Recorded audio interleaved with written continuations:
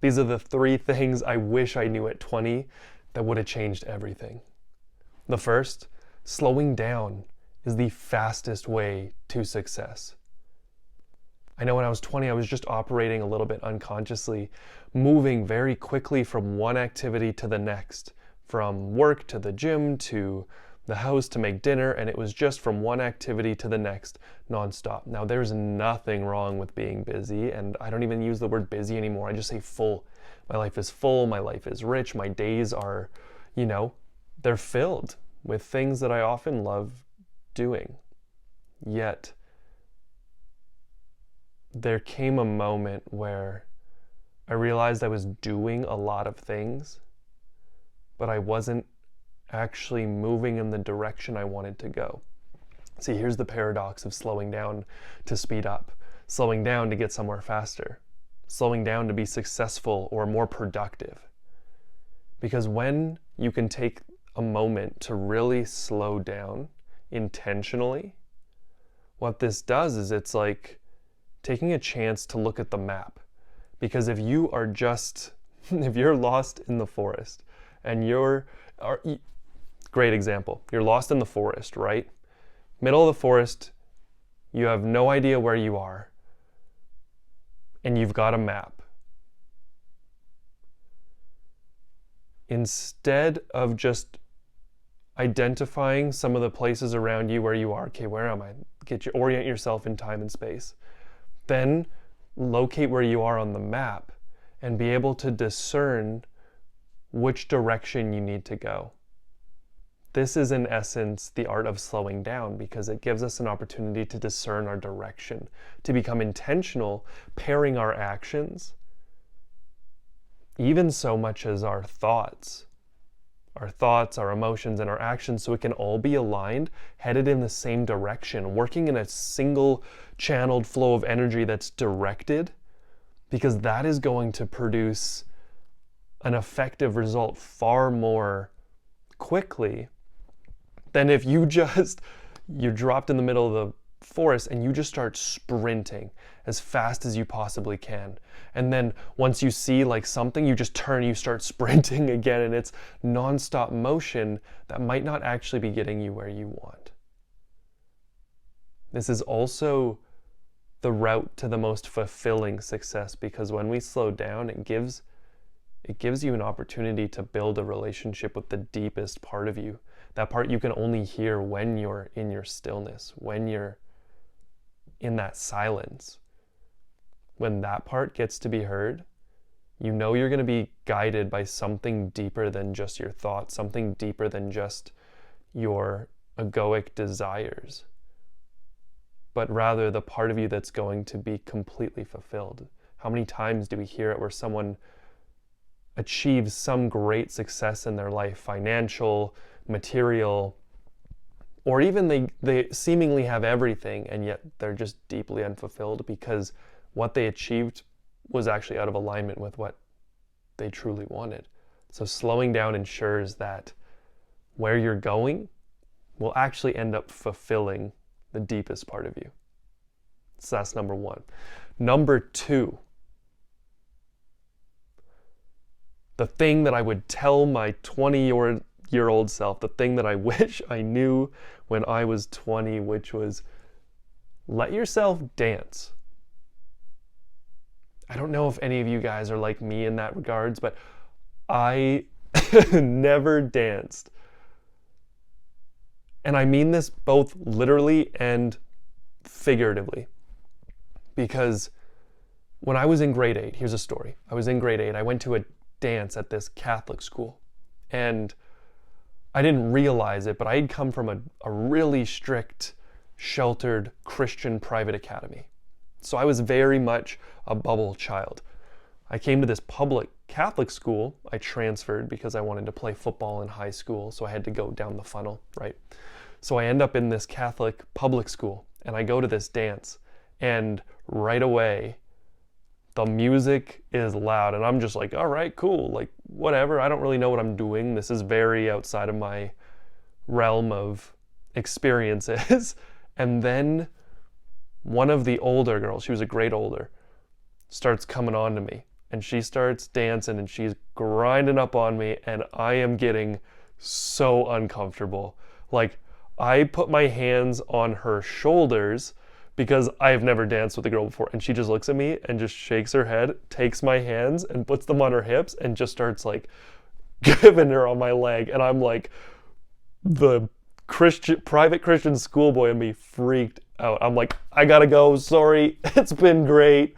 I didn't dance for 10 years, from when I was like 14 till 23-ish. And so the advice I would give, or what I would want my 20-year-old self to know is, man, let yourself dance. I didn't dance because I was afraid of feeling embarrassed, humiliated, of getting it wrong again, putting my hands in the wrong place, of looking stupid, of that everyone was going to be judging me, criticizing me, making fun of me for the way that I moved my body, when in reality, everyone else is thinking about themselves on the dance floor, and everyone says this. But there was an internal hurdle that I had to go through, which was allowing myself to be free in my own mind, because I would judge myself before I even got on the dance floor. So what I wish I knew at 20 was that it's okay to dance. There is no wrong way to dance.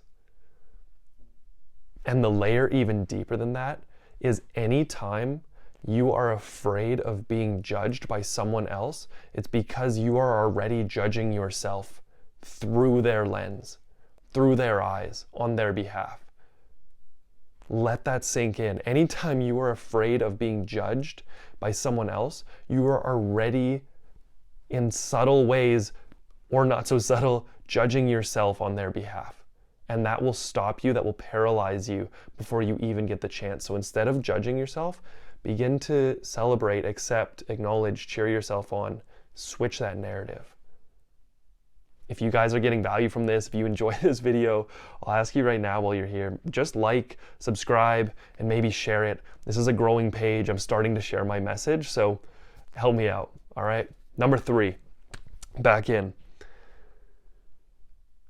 What I wish I knew at 20 was that self-help won't fix my relationships.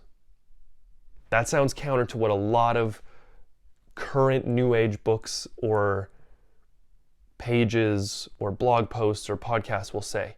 Let me explain. Anytime we're in a relationship, I absolutely believe in taking full responsibility for our 50%, doing the work we need to do to recognize where our partner is triggering us, because that's not them, that's us. Simultaneously, I was in a relationship in my 20s where I just thought, if I do all the work on me, that it will fix the relationship. If I do all the self-help work, that will magically heal the relationship. What I learned was, and this was my experience of it, was a 6-year relationship that slowly deteriorated because I was pouring into my own mindset, my own habits, my own routines and daily practices and all of these things. And what I thought was of benefit to the relationship actually was just helping me, but I actually wasn't communicating any better. I wasn't understanding her or her triggers. I wasn't understanding anything to do with some of the fundamentals of relating, because I was just focused on my own self. And so it was actually a way of hiding from the deeper work that needed to be done in partnership. So if you're in the self, if you're reading this and you're somewhere in that same domain of working on yourself, relationship work is an entirely different dynamic that requires 2 people, that requires communication, that requires just a different frame of learning. And I wish I had known that, because I thought I was doing all the right things, and as a result ended up having that relationship deteriorate and end up separating. Now, I don't believe relationship endings are failures. I know that that served its season and it was perfect for what it was. And after that relationship ended, I was just exposed to so much of the stuff that I wasn't proud of because I didn't see it. Maybe that needs to happen. Or maybe you get the opportunity to learn from this. So just in conclusion, if there's one final thing I can leave you with, it's that I would say this to my past version, which is, you know, that love that you have for life, this enthusiasm, like it's almost a delusional optimism for how people are good and life is great and nature is beautiful. You're not weird for that. You're not wrong for that. Honestly, that's how it ought to be more often. And when we look at the world around us, just because you have a level of optimism that isn't matched by everyone else doesn't mean you are crazy. It's actually your greatest gift to the world. So if this is you, know that I see you. Thanks for watching.